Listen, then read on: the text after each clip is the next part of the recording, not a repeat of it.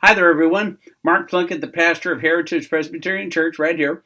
And this is another of our 2-minute Bible lessons. This lesson is from the plains in the middle of the desert that the Hebrews wandered for 40 years on their way to the Promised Land. At one point, they were sent manna from heaven because they were complaining because they didn't have any food. Listen to what they said.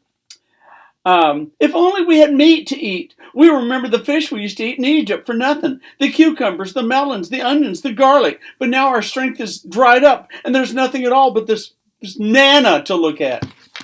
Whine. So they said they didn't have anything except manna. And they said they wanted meat. And they fussed and cried and whined and complained.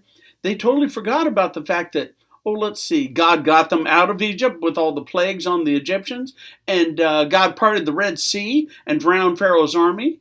And God appeared before them as a fire, as a tornado of fire to guide them.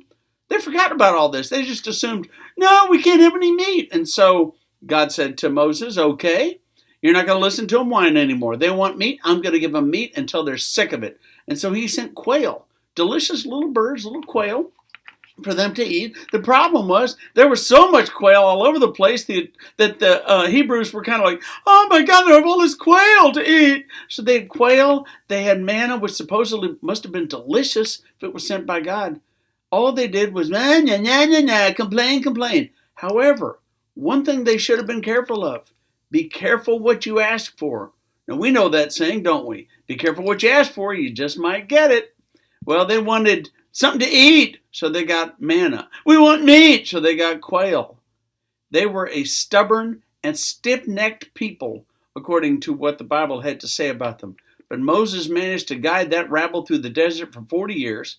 All the whiners and complainers died off. Their children were the one that entered the Promised Land. Not the whiners, their children. So, moral of the story, be careful what you ask for. Amen.